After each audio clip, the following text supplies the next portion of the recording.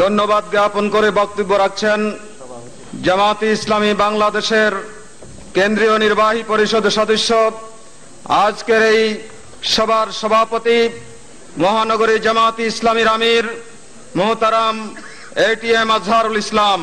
মোহতারাম এটিএম আজহারুল ইসলাম। আলহামদুলিল্লাহ রাব্বিল আলামিন ওয়াসসালাতু ওয়াসসালামু আলা রাসূলিহিল কারীম ওয়া আলা আলিহি ওয়া সাহবিহি আজমাইন।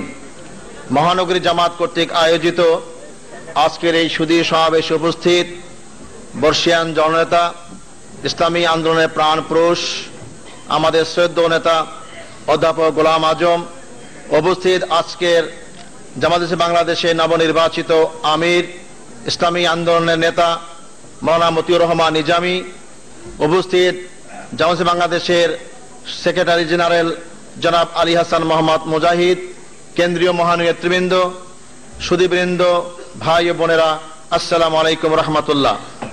আজকে আমরা একবিংশ শতাব্দীর প্রথম এই মাসে জামায়াত ইসলামী নবনির্বাচিত আমির এবং বিদায়ী আমিরকে আপনাদের সামনে উপস্থাপন করেছি। আমরা উপস্থাপন করেছি যাদের নেতৃত্বে বাংলাদেশে আগামী দিন ইসলামী আন্দোলন সফলতার দ্বারপ্রান্তে নিয়ে যাওয়ার চেষ্টা করা হবে। সেই নেতৃবৃন্দকে আপনাদের সামনে হাজির করেছি। সংক্ষিপ্ত সময় হলেও আপনাদের সামনে দেশ জাতি সম্পর্কে এবং ইসলামী আন্দোলনের করণীয় সম্পর্কে বক্তব্য পেশ করার চেষ্টা করা হয়েছে। আমরা আজকের এই সুধী সমাবেশে আপনাদের বাইরেও আরো হাজার হাজার ভাই রাস্তায় দাঁড়িয়ে আছেন, তাদেরকে বসার সুযোগ করতে না দেওয়ার কারণে আমি দুঃখ প্রকাশ করছি এবং আশাবাদ ব্যক্ত করছি আমরা আরো খোলা মাঠে বড় আকারে সমাবেশের মাধ্যমে আমাদের নেতৃত্বকে আপনাদের সামনে পুনরায় হাজির করার জন্য।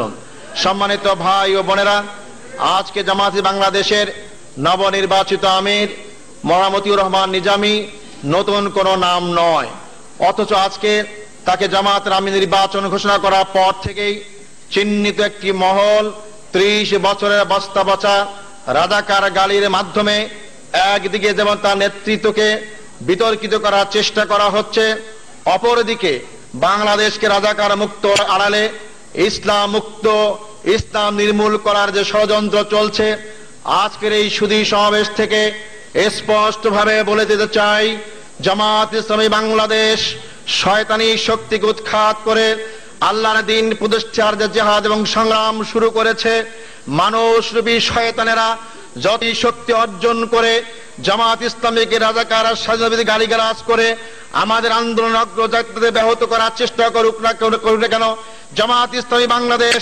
বাংলাদেশের জনগণকে সাথে নিয়ে সকল ষড়যন্ত্রকে বানচাল করবে ইনশাআল্লাহ। সংগ্রামী ভাই বন্ধুগণ, রাজাকার মুক্ত বাংলাদেশ গড়ার নাম নিয়ে বাংলাদেশের জমিন থেকে ইসলামকে উৎখাত করা যাবে না। ইসলামের শিকড় বাংলাদেশের মাটির গভীরে পতিত রয়েছে। এই শিকড়কে উৎখাত করা যারাই চেষ্টা করবেন তারাই উৎখাত হয়ে যাবেন। ইসলাম দিন দিনে বৃদ্ধি পাবে। হাঁটি হাঁটি পা পা করে 41 সাল থেকে এই উপমহাদেশে জামায়াত ইসলামীর অগ্রযাত্রা শুরু হয়েছে। একবিংশ শতাব্দীতে শুধু আজকে উপমহাদেশেই নয়, পৃথিবীর যেখানেই যাবেন সেখানে ইসলামী আন্দোলন আজকে শক্তি আত্মপ্রকাশ করেছে। আমার দৃঢ় বিশ্বাস হয়েছে চলমান একবিংশ শতাব্দী আবেগের বশবর্তী হয়ে নয়, বাস্তবতার কারণেই পৃথিবীর দেশে দেশে ইসলাম একটি বিজয়ী শক্তি হিসাবে আত্মপ্রকাশ করবে ইনশাআল্লাহ। কোন শক্তি নাই তাদের উৎখাত করার জন্য। আজকের এই সুযোগ থেকে এই অঙ্গীকার ব্যক্ত করতে চাই, বাংলাদেশের জনগণকে যদি বাঁচতে হয়, আজকে বাংলাদেশের জনগণের সামনে রাজাকার কোন সমস্যা নয়, স্বাধীনতার পক্ষ বিপক্ষ সমস্যা নয়। বাংলাদেশের সমস্যা কুশিক্ষা, অশিক্ষা, আজকে বেকারত্ব, জুলুম, নির্যাতন, হত্যা, ধর্ষণ। আর এর জন্যই দায়ী যারা এই দেশ শাসন করেছেন, এর জন্যই দায়ী মানুষরূপী শয়তান যারা দেশকে শাসন শোষণ করে অর্থের পাহাড় করেছেন। এর জন্যই দায়ী তারাই যারা মানব রচিত মতবাদের ভিত্তিতে দেশ এবং জাতিকে শাসন করেছেন। অতএব তাদের এই অপকর্ম ঢাকার জন্য, তাদের এই ব্যর্থতা ঢাকার জন্য আজকে তারা রাজাকার নামে ইসলামী আন্দোলনের উত্থিত আন্দোলনকে যারা আজকে ভয় পেয়ে জনগণের কাছে তাদেরকে হেয় করার চেষ্টা করছেন, আমরা স্পষ্ট বলে চাই বাংলাদেশের জনগণকে 30 বছরের মন ভুলানো কথা বলে আর ঘুম পাড়াতে পারবেন না।